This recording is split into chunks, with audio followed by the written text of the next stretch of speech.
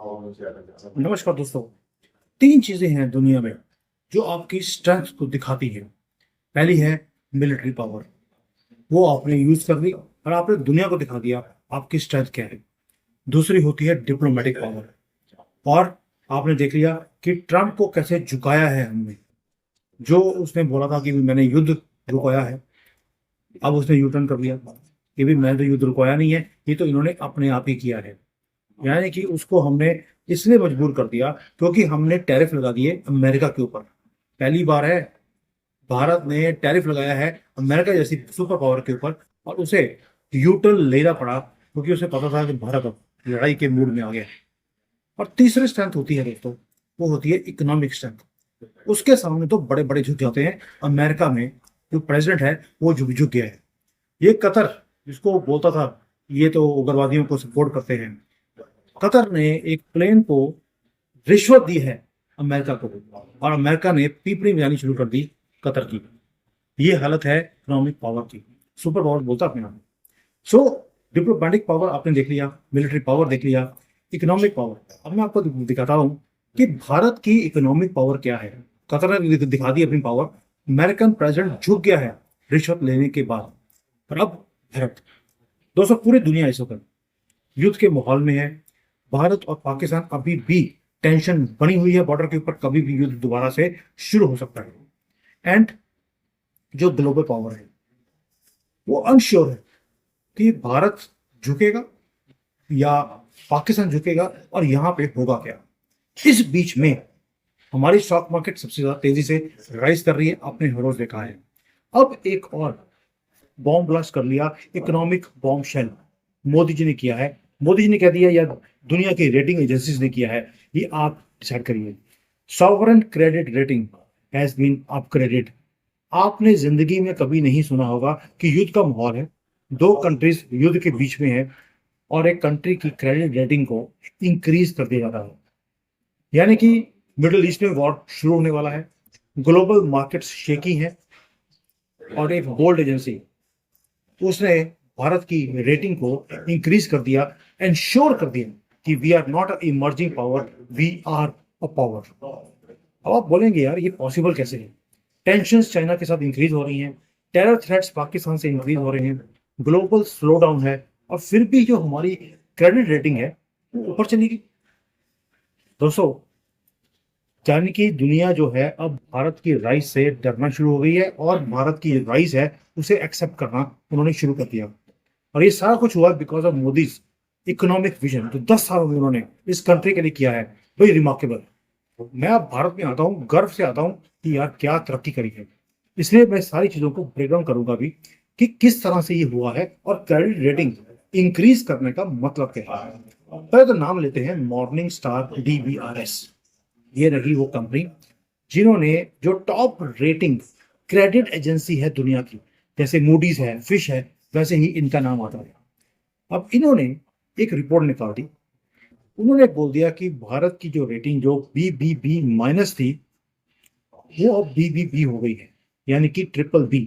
एक exclusive club है पूरी दुनिया में जिसको कहते हैं रिलायबल कंट्रीज, स्ट्रॉन्ग इकोनॉमी। उस क्लब में लाकर हमें खड़ा कर दिया जहां पर इटली, साउथ कोरिया, जापान ऐसी कंट्रीज खड़ी है, बिग इकोनॉमीज। और वहां पर अब ऑफिशियली उस लीग में भारत आके खड़ा हो गया है युद्ध के टाइम के बीच में। अब ये क्रेडिट रेटिंग होती क्या है। अगर आप देखिए, अब आपका जो सिबिल स्कोर होता है, जब आपने बैंक से लोन लेना हो वो पहले आपका स्कोर देखते हैं। वैसे ही कंट्रीज का भी एक क्रेडिट रेटिंग होती है।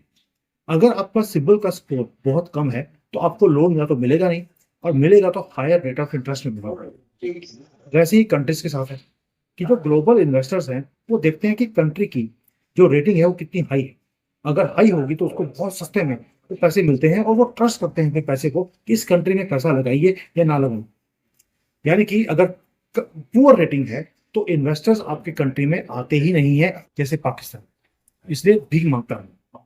लेकिन हाई रेटिंग जैसे भारत की अभी हो रही है, उससे जो इन्वेस्टमेंट्स हैं वो इमीडिएटली भारत में आनी शुरू हो जाएंगी। और जो लोन मिलेगा हमें, ऐसा लेते नहीं हम लोग, अगर मिलेगा भी तो लोअर रेट ऑफ इंटरेस्ट पे हमें पैसे मिलेंगे।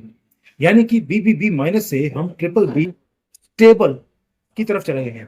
That means we are not a risky country any more and we are officially a safe investment country. अब पुराने टाइम में और अब के टाइम में फर्क क्या है?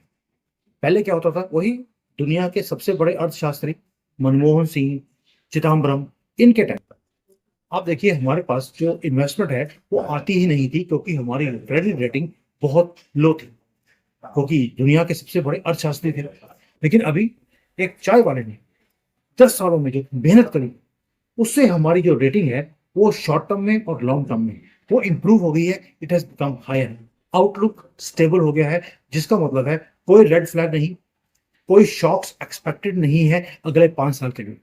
और जो ग्लोबल इन्वेस्टर्स हैं वो देख रहे हैं भारत को as a predictable, strong, growing economy.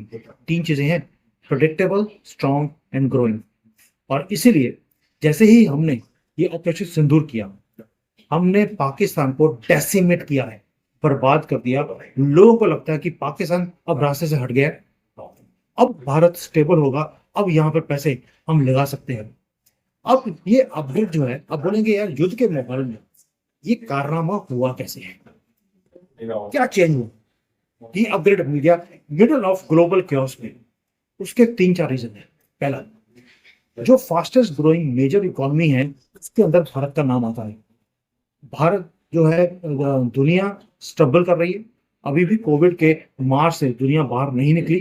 हम तो ऐसे भाग रहे हैं जैसे कि एक मैराथन में भाग रहे हो और हमने जीतना हो। और ये सारा काम हुआ 3 चीजों के कारण, make in India, digital India, PLI scheme, जो हमने प्रोडक्शन लिंक इंसेंटिव दिए कि आप प्रोड्यूस कीजिए, आपको इंसेंटिव मिलेगा गवर्नमेंट की तरफ से। उसके कारण हम राइज कर रहे हैं। दुनिया पैकेज दे रही है, चाइना पैकेज दे रहा है लोगों को कि आप सामान खरीदिए, आपको डिस्काउंट मिलेगा गवर्नमेंट की तरफ से। 15% डिस्काउंट तो लोगों को डिस्काउंट मिलता है यहाँ पर। और भारत कोई ऐसा काम नहीं, कोई बेवकूफी वाला हमने काम ही नहीं किया, सिर्फ make in India and make for the world और डिजिटल। दूसरा, एक हमने किया जो फिजिकल डिसिप्लिन है गवर्नमेंट का, वो बहुत कंट्रोल में है। हमारा डेफिसिट कम होता जा रहा है। कोविड के टाइम पर डेफिसिट 13% था, आज 4.5% है। और जो हमारी बुक्स हैं वो बिल्कुल बिल्कुल बरकरार है। हमारे जो NPA अकाउंट, दुनिया के सबसे बड़े अर्थशास्त्री मनमोहन सिंह के टाइम पर 12% NPA था, आज कम होकर वो 1% से भी कम रह गया है। यानी कि जो हमारे बैंक्स हैं वो अब बिल्कुल भी वीक नहीं है, दे हैव बिकम स्ट्रॉन्ग, जिसको बोलते हैं कि वॉर हॉर्सेस, उसकी तरह बन गए। एक पॉइंट और है कि जो हमारी इन्फ्लेशन है वो भी अंडर कंट्रोल है, यानी कि इन्फ्लेशन 4% से भी कम है। जबकि अमेरिका में, यूरोप में ये हाल है कि अंडे खरीदने के लिए भी उनको अब टर्म लोन लेना पड़ता है। ये है भारत की स्ट्रेंथ, और ये विद लक नहीं आया दोस्तों, मेहनत करी है इस बंदे ने।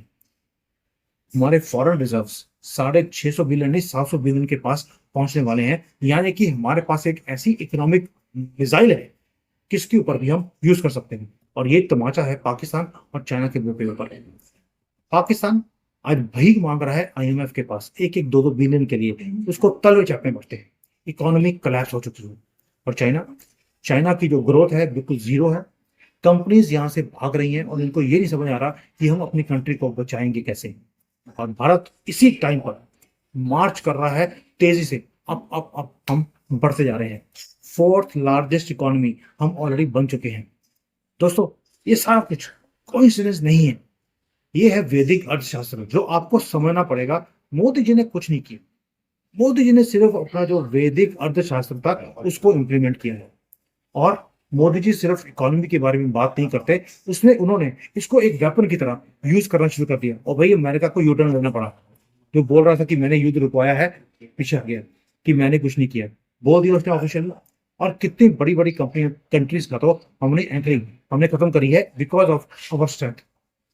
दोस्तों, ये जो रेटिंग हमारी इंक्रीज हुई है ये वाली, इसके कारण एक काम होगा जो आपको समझना पड़ेगा, ग्लोबल इन्वेस्टमेंट हब अब भारत बनेगा। क्योंकि ये रेटिंग है, इसका एक ही चीज है कि अब जो इन्वेस्टमेंट्स हैं दुनिया भर की, भारत ने दिखा दिया कि we are an attractive investment destination in the world. आप मैन्युफैक्चरिंग में, ग्रीन एनर्जी में, टेक्नोलॉजी में, AI में, इंफ्रास्ट्रक्चर में, स्टार्टअप में आप यहाँ आ सकते हैं। भारत खुला है आपके लिए, and we are safe and we have a long term vision. Global giants अब चाइना से बाहर निकलना चाहते हैं, इसलिए वो भारत को एज अ फ्यूचर टेक्नोलॉजी तो ये जो है सिर्फ इकोनॉमिक ग्रोथ की बात नहीं है, ये स्ट्रेटेजिक एक डोमिनेंस की बात भी है, और ये भारत की इकोनॉमिक विक्ट्री भी है। दोस्तों, ये रेटिंग आपको लगेगा एक छोटी सी न्यूज है कि रेटिंग इंक्रीज होगी बीबीबी माइनस से BBB stable, triple be stable, ऐसा नहीं है। This is a world saluting India's rights.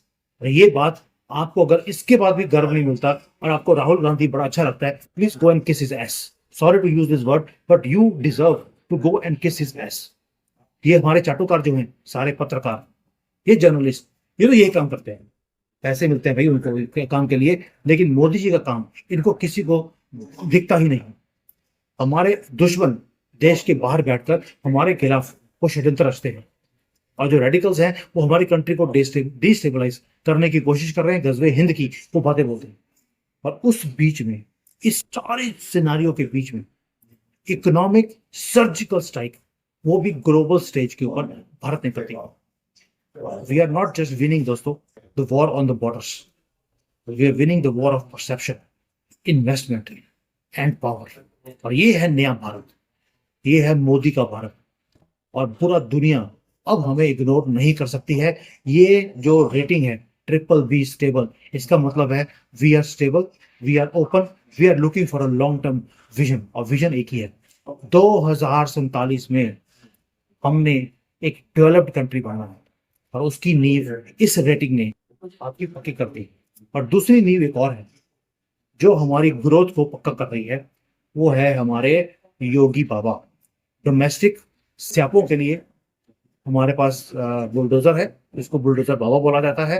अब इनको ब्रह्मोस बाबा बोला जाएगा। इंटरनेशनल मुद्दों के लिए ब्रह्मोस, और डोमेस्टिक मुद्दों के लिए हमारे पास बुलडोजर।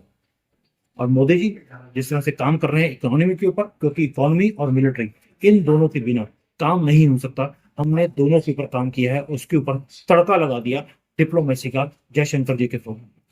ये है भारत, और ये है उड़ता भारत, राइज करता भारत। और ये भारत वो है जो अब झुकेगा नहीं, ये राइज करेगा।